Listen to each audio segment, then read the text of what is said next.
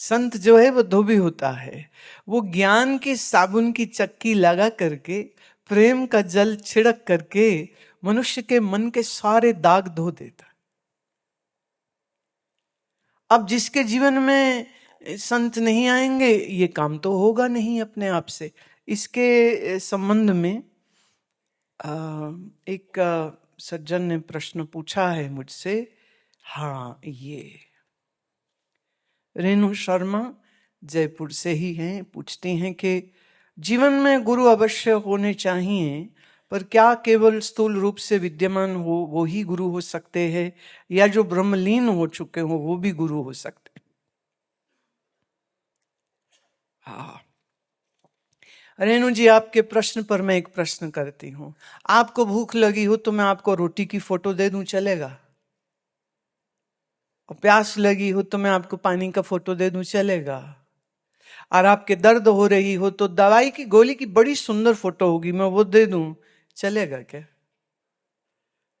नहीं चलेगा। महात्माओं की खासियत भी यही है कि जब वो जीवित होते हैं, जब वो प्राणवान होते हैं, तब वो मेरी बात सुन सकते हैं, मैं अपने दिल की बात उनको कह सकता हूं, और वो मेरी जरूरत और आवश्यकता के अनुसार मुझको ज्ञानोपदेश दे सकते हैं। ऐसे जानिए जैसे माँ बच्चे का हाथ पकड़ के उसको कदम कदम कदम चलना सिखाती है, इसी तरह गुरु का कार्य होता है कि जिसको वो शिष्य स्वीकार करे उसको कदम कदम साधना के मार्ग पर चलने के लिए आश्रय, इंस्पिरेशन, मोटिवेशन, वो सब कुछ प्रदान करता है। और कभी कभी हमारा मन ऐसा पागल है, कुछ ऐसी उलझने खड़ी कर लेता है, कुछ पूर्व की होती है, कुछ संस्कारों की होती हैं, कुछ वर्तमान की होती हैं, कुछ इस जीवन के अंदर इतने झगड़े झांसे खराब परिस्थितियां आती हैं, तो मन अटक सा जाता है। अब इस अटके हुए मन के लिए कोई जीवित महात्मा चाहिए। कभी कभी हम ये स्वीकार नहीं करना चाहते कि कोई संत भी हो सकता है। अक्सर लोग कहते लो जी, इस कलयुग में कोई संत है ही नहीं। अच्छा, उस पर पे हमारी मीडिया बड़ा पसंद करती है किसी एक से कुछ गड़बड़ झाला हो जाए, समझ रहे हो? गड़बड़ झाला, पैसे का, लड़की का, है ना, कुछ गड़बड़ झाला हो जाए, है ना, तो मीडिया वो बड़ा बड़ा स्कैंडल उसको बना के और वो प्रस्तुत करती है। करना चाहिए, उसमें कोई दोष नहीं है, लेकिन फिर वो इस तरह से बात करती है कि समाज से एक आवाज उठती, देखा कोई संत नहीं है, देखा कोई संत नहीं है। पूज्यपाद स्वामी अखंडानंद सरस्वती जी ये कहा करते थे कि जब कोई ये मनुष्य कहता है कोई संत नहीं है, तो ये सत्य है, उसके लिए कोई संत नहीं, उसके लिए सच में कोई संत नहीं।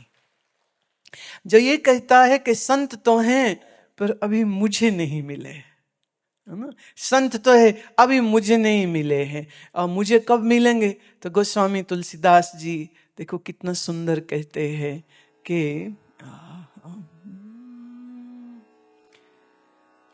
संत समागम हरि कथा, संत समागम हरि कथा, तुलसी दुर्लभ दो सुतदारा और लक्ष्मी, सुतदारा और लक्ष्मी, पापी के भी हो, पापी के भी हो। संत का मिलना, संत समागम हरि कथा, संत का मिलना और सत्संग, कहते ये बड़ा मुश्किल है मिलना, बड़ा मुश्किल है मिलना। पैसा, पत्नी, लड़का, कहते ये तो पापियों के भी हो जाते। अभी बड़ी कड़वी सी बात बोल रहे कि लड़का, सुत दारा, सुत माने लड़का, दारा माने पत्नी, सुत दारा और लक्ष्मी और पैसा, बोले ये तीन चीजें तो पापियों के भी मिल जाएगा, लेकिन संत का समागम और सत्संग श्रवण करने का अपॉर्चुनिटी, जो अवसर है, बोले ये आसानी से नहीं मिलता है, ये थोड़ा मुश्किल से मिलता है। किसको मिलता है? बोले उसको मिलता है जिसके पुण्य जागृत होंगे, उसको संत मिलेगा। जिसका पुण्य जागृत नहीं होगा उसको नहीं मिलेगा। अब पुण्य से धन भी मिलता है, पुण्य अच्छा हो तो यश भी मिलता है, पुण्य जागृत हो तो संसार में बहुत महिमा सम्मान भी मिलता है। लेकिन ये सब चीजें ऐसे ही हैं कि आज मिली हैं, आप बड़े अपना आप को महसूस करो कि हम बड़े हो गए, हम प्रसिद्ध हो गए, हम अमीर हो गए, हम ताकतवर हो गए, और फिर एक झटका मौत का आता है, सब बराबर हो जाता है। और कभी कभी जो बड़े प्रसिद्ध हैं फिर उनका पता ही नहीं चलता वो कहाँ गए, एकदम खो जाते हैं, नो न्यूज अबाउट देम। और फिर पता चलता है कि वो तो मर गए। ये कोई स्पोर्ट्स पर्सन हो सकता है, कोई सिनेमा का हो सकता है, कोई पॉलिटिक्स का हो सकता है, कोई ब्यूरोक्रेट हो सकता है, कोई जुडिशरी का भी हो सकता है, बहुत बड़ी पदवी पर थे। और फिर कोई एक केस ऐसा होता है किसी जज के जीवन में, सारी मीडिया उसकी चर्चा कर, सम्मान मिलते हैं। पर फिर कई बहुत सारे ऐसे लोग भी हैं कि एक बार तो हाइट पे गए और उसके बाद गायब, पता ही नहीं है वो कहाँ गए। सिंगर्स के साथ बहुत होता है, उन्हें टीवी रियलिटी शो से एक सिंगर निकला, वाह वाह वाह हो गई, बड़ा इनाम मिल गया, फिर क्या हुआ पता ही नहीं कहाँ गया। ऐसा आपको लॉटरी जीतने वालों के साथ होता है। लॉटरी जब जीतता है कोई, अभी एक सज्जन की कोई शायद 10 करोड़ की खुली है लॉटरी, तो उसको सब क्या कहेंगे, कितना भाग वाला है, कितना भाग वाला है, कितना भाग वाला है। लेकिन जिनकी लॉटरी खुली, दुनिया में उन लोगों की रिसर्च करके पाया गया कि 6 महीने से 2 साल में उनका सारा पैसा खत्म हो जाता है और वो वापस उसी गरीबी में पहुंच जाते हैं जिससे वो खड़े हुए होते। ये अजब चीज है। मेरे एक मित्र संत थे, वो कहा करते थे, कहते भगवान जब देता है तो छप्पड़ फाड़ के देता है, और जब लेता है तो खोपड़ी फाड़ के लेता है। धन की वजह से सम्मान आता है, और कभी कभी उसी धन की वजह से इतनी बदनामी आती है। तो ये तो सब चीजें ऊपर नीचे होती रहती है। तो हम शास्त्र अनुसार और ज्ञान अनुसार इनको हमको बहुत विशेष चीज नहीं मानते हैं। बड़े प्यारे प्यारे वचन आते हैं कि जिसे आसन तुम बैसे कहते बैस गया, जिस जगह पे तुम आज बैठे हो इस पर कितने राजा कभी बैठे होंगे। राजस्थान तो है ही राजाओं का देश, कितने राजा रहे होंगे।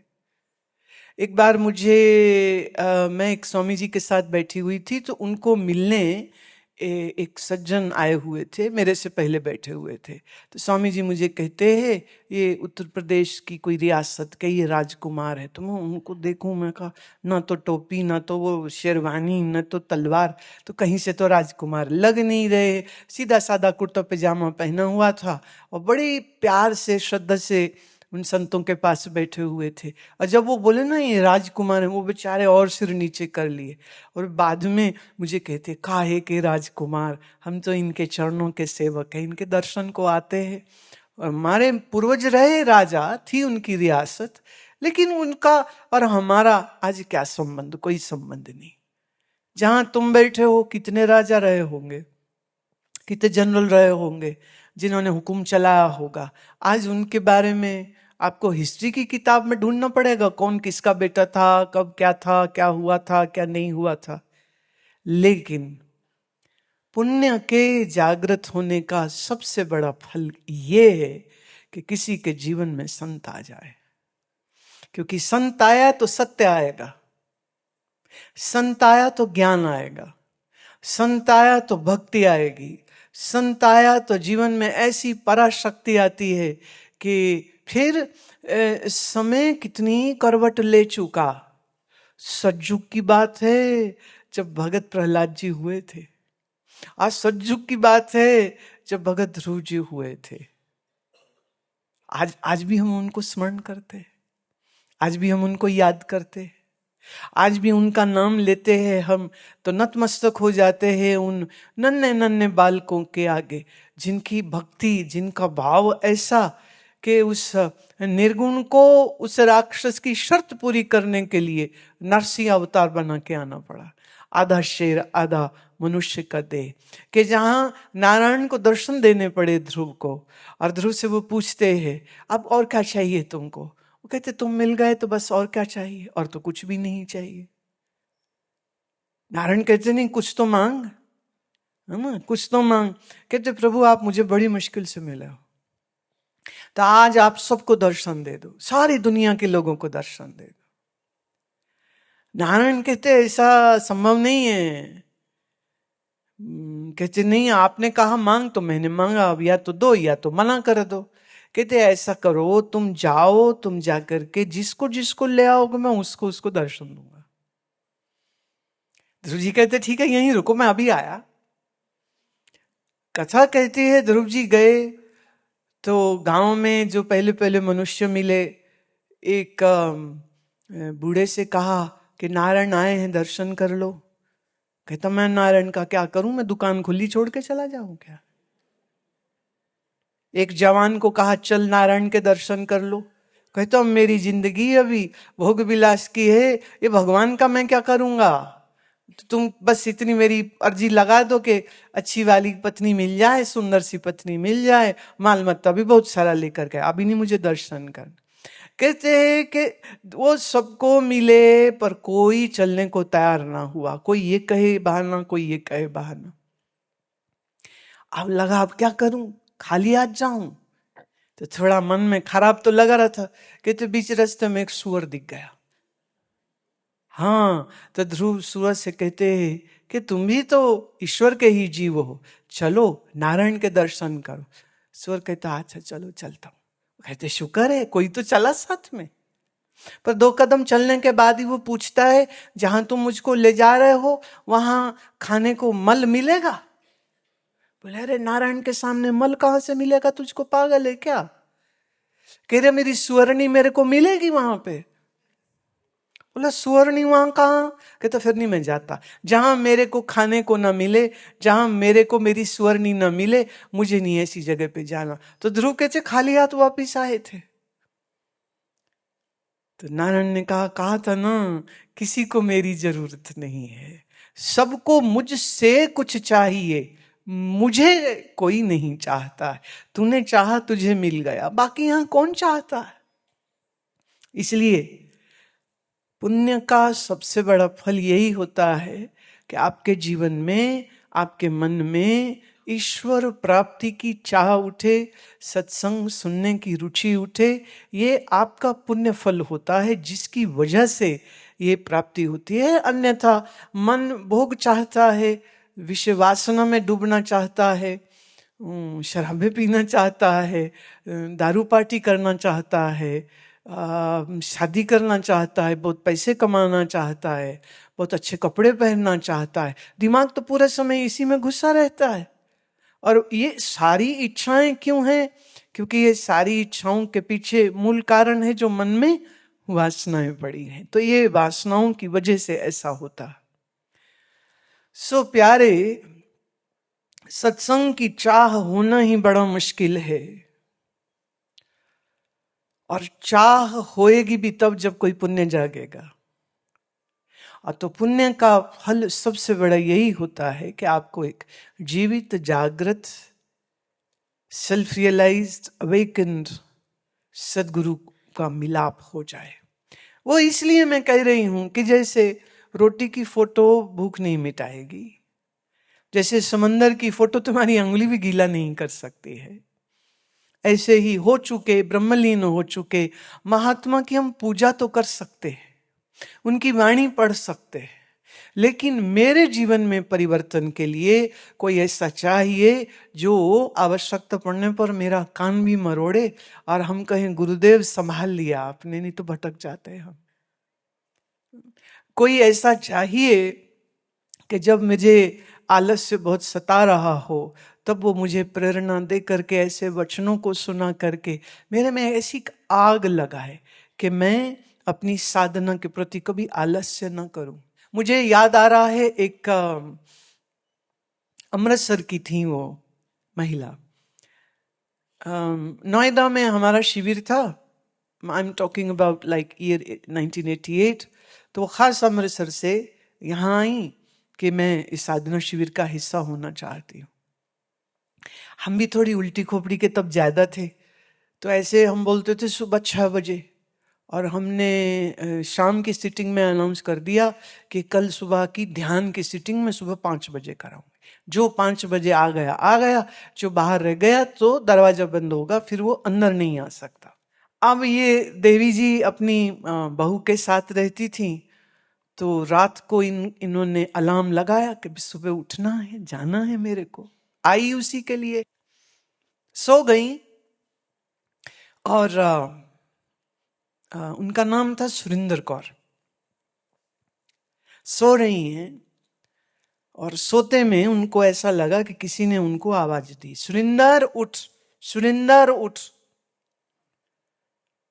तो वो एकदम घबरा के उठ गई, लाइट ऑन करी तो क्या देखते हैं कि उनके अलार्म की जो घड़ी थी उसका सेल खत्म हो गया होगा, तो वो 3:30 बजे पर घड़ी रुकी हुई थी। उन्हें लगा 3:30 बजे मुझे आवाज किसने दी। तो अपने कमरे से बाहर गई तो देखा उनके बेटा बहू सो रहे, उनके पोता पोती सो रहे। बोले एक बार तो मैं डर गई कि ये आवाज कहाँ से आई। कहते फिर मैंने रिस्ट वॉच निकाली और टाइम देखा, और उस पर टाइम था 4:55। अब उन्होंने अलार्म लगाया था, और जिस घड़ी में अलार्म लगाया वो घड़ी तो बंद हो गई 3:30। फिर किसने उठाया। तो वो कितनी नहाई, मैं रोऊं और नहाऊं और तार हूं और भागी चली आई। और आई तो प्रणाम करके जैसे बैठी, तो मैंने पूछा, मैं सुरिंदर जी क्या हुआ, आप आंखें लाल क्यों हैं। तो उन्होंने अपनी ये बात सुनाई। कहती आप ध्यान बाद में कराना, पहले मुझे बता दो ये मुझे आवाज किसने दी थी। सुरिंदर उठ, सुरिंदर उठ जा, 2 बार आवाज आई है। मैंने कहा भाई मैं इतना ही कह सकती हूं कि जिस प्यारे प्रीतम से तुमको मैं प्यार करना सिखाना चाह रही हूं, तो सारी जिम्मेदारी तेरी तो नहीं ना, कुछ उसकी भी तो है। अगर तेरी घड़ी रुक गई है तो उसकी घड़ी तो नहीं रुकी है ना। कहती पर ये आवाज किसने दी। मैंने कहा कुछ चीजें रहस्य होती हैं, उनको रहस्य ही रहने दो, रहने दो, ऐसे ही रहने दो। कुछ चीजें अभी मानवीय मन के समझ के बहुत पार होती हैं, लेकिन ईश्वर किस रूप से, किस प्रकार से मनुष्य को जागृत कर सकते हैं, उठा सकते हैं, इस राह पे चला सकते हैं, तो ये तो उसी की कृपा है।